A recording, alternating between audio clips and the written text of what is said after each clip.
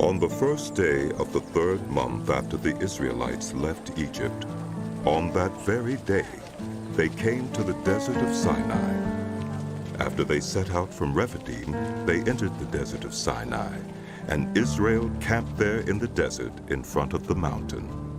Then Moses went up to God, and the Lord called to him from the mountain and said, "This is what you are to say to the house of Jacob, and what you are to tell the people of Israel. You yourselves have seen what I did to Egypt, and how I carried you on eagle's wings and brought you to myself. Now, if you obey me fully and keep my covenant, then out of all nations, you will be my treasured possession.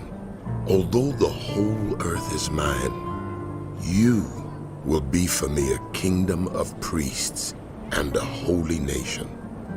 These are the words you are to speak to the Israelites." So Moses went back and summoned the elders of the people and set before them all the words the Lord had commanded him to speak. The people all responded together, "We will do everything the Lord has said." So Moses brought their answer back to the Lord. The Lord said to Moses, "I am going to come to you in a dense cloud, so that the people will hear me speaking with you and will always put their trust in you." Then Moses told the Lord what the people had said. And the Lord said to Moses, "Go to the people and consecrate them today and tomorrow. Have them wash their clothes and be ready by the 3rd day, because on that day the Lord will come down on Mount Sinai in the sight of all the people. Put limits for the people around the mountain and tell them, be careful that you do not approach the mountain or touch the foot of it. Whoever touches the mountain is to be put to death. They are to be stoned or shot with arrows. Not a hand is to be laid on them, whether people or animals. They shall not be permitted to live. Only when the ram's horn sounds a long blast may they approach the mountain." After Moses had gone down the mountain to the people, he consecrated them, and they washed their clothes. Then he said to the people, "Prepare yourselves for the 3rd day. Abstain from sexual relations." On the morning of the 3rd day, there was thunder and lightning, with a thick cloud over the mountain, and a very loud trumpet blast. Everyone in the camp trembled. Then Moses led the people out of the camp to meet with God, and they stood at the foot of the mountain. Mount Sinai was covered with smoke, because the Lord descended on it in fire. The smoke billowed up from it like smoke from a furnace, and the whole mountain trembled violently. As the sound of the trumpet grew louder and louder, Moses spoke, and the voice of God answered him. The Lord descended to the top of Mount Sinai and called Moses to the top of the mountain.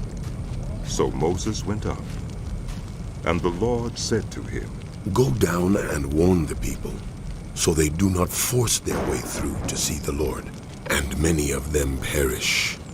Even the priests who approach the Lord must consecrate themselves, or the Lord will break out against them." Moses said to the Lord, "The people cannot come up Mount Sinai, because you yourself warned us.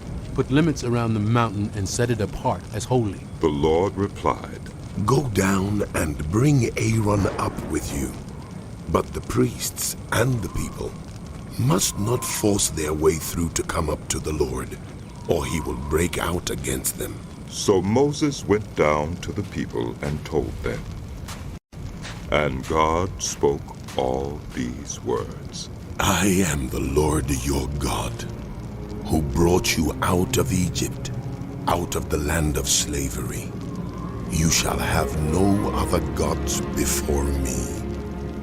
You shall not make for yourself an image in the form of anything in heaven above, or on the earth beneath, or in the waters below. You shall not bow down to them or worship them, for I, the Lord your God, am a jealous God, punishing the children for the sin of the parents to the third and fourth generation of those who hate me, but showing love to 1,000 generations of those who love me and keep my commandments. You shall not misuse the name of the Lord your God, for the Lord will not hold anyone guiltless who misuses his name. Remember the Sabbath day by keeping it holy. 6 days you shall labor and do all your work, but the seventh day is a Sabbath to the Lord your God. On it you shall not do any work, neither you, nor your son or daughter, nor your male or female servant, nor your animals, nor any foreigner residing in your towns. For in 6 days the Lord made the heavens and the earth, the sea, and all that is in them. But he rested on the seventh day. Therefore the Lord blessed the Sabbath day and made it holy. Honor your father and your mother, so that you may live long in the land the Lord your God is giving you. You shall not murder. You shall not commit adultery. You shall not steal. You shall not give false testimony against your neighbor. You shall not covet your neighbor's house. You shall not covet your neighbor's wife, or his male or female servant, his ox or donkey, or anything that belongs to your neighbor. When the people saw the thunder and lightning, and heard the trumpet, and saw the mountain in smoke, they trembled with fear. They stayed at a distance and said to Moses, "Speak to us yourself, and we will listen. But do not have God speak to us, or we will die." Moses said to the people, Do not be afraid. God has come to test you, so that the fear of God will be with you to keep you from sinning. The people remained at a distance, while Moses approached the thick darkness where God was. Then the Lord said to Moses, Tell the Israelites this. You have seen for yourselves that I have spoken to you from heaven. Do not make any gods to be alongside me. Do not make for yourselves gods of silver or gods of gold. Make an altar of earth for me and sacrifice on it your burnt offerings and fellowship offerings, your sheep and goats and your cattle. Wherever I cause my name to be honored, I will come to you and bless you. If you make an altar of stones for me, do not build it with dressed stones, for you will defile it if you use a tool on it. And do not go up to my altar on steps, lest your nakedness be exposed on it. These are the laws you are to set before them. If you buy a Hebrew servant, he is to serve you for 6 years. But in the 7th year, he shall go free without paying anything. If he comes alone, he is to go free alone. But if he has a wife when he comes, she is to go with him. If his master gives him a wife, and she bears him sons or daughters, the woman and her children shall belong to her master, and only the man shall go free. But if the servant declares, I love my master, and my wife and children, and do not want to go free, then his master must take him before the judges. He shall take him to the door or the doorpost and pierce his ear with an awl.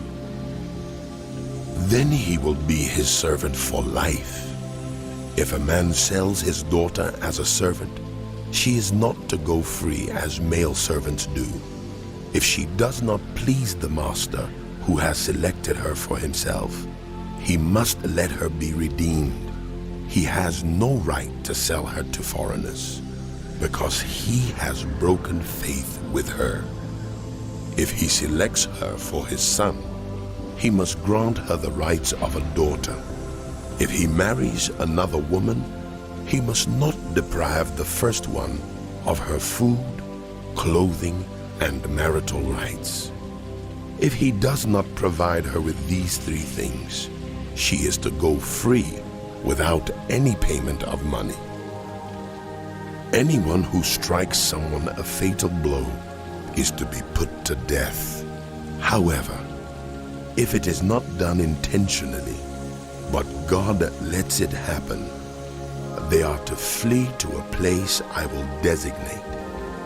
But if anyone schemes and kills someone deliberately, that person is to be taken from my altar and put to death. Anyone who attacks their father or mother is to be put to death. Anyone who kidnaps someone is to be put to death, whether the victim has been sold or is still in the kidnapper's possession. Anyone who curses their father or mother is to be put to death. If two people quarrel and one hits the other with a stone or with a fist, and the victim does not die but is confined to bed, the one who struck the blow will not be held liable if the other can get up and walk around outside with a staff. However, the guilty party must pay the injured person for any loss of time and see that the victim is completely healed. Anyone who beats their male or female slave with a rod must be punished if the slave dies as a direct result. But they are not to be punished if the slave recovers after a day or two, since the slave is their property. If people are fighting and a pregnant woman is hit and gives birth prematurely, but there is no serious injury, the offender must be fined whatever the woman's husband demands and the court allows. But if there is serious injury, you are to take life for life, eye for eye, tooth for tooth, hand for hand, foot for foot, burn for burn, wound for wound, bruise for bruise. An owner who hits a male or female slave in the eye and destroys it must let the slave go free to compensate for the eye. And an owner who knocks out the tooth of a male or female slave must let the slave go free to compensate for the tooth. If a bull gores a man or a woman to death, the bull is to be stoned to death, and its meat must not be eaten, but the owner of the bull will not be held responsible.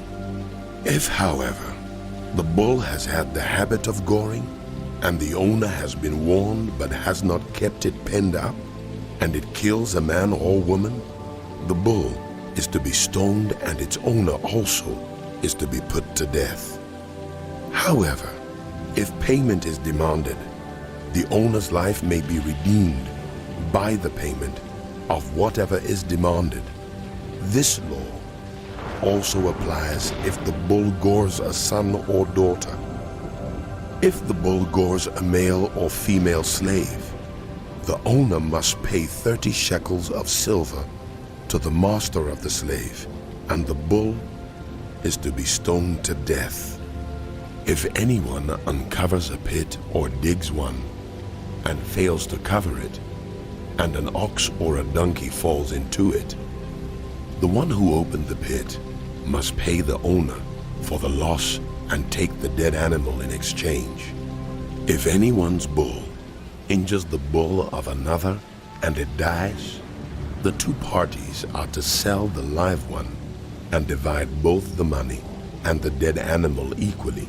However, if it was known that the bull had the habit of goring, yet the owner did not keep it penned up, the owner must pay, animal for animal, and take the dead animal in exchange.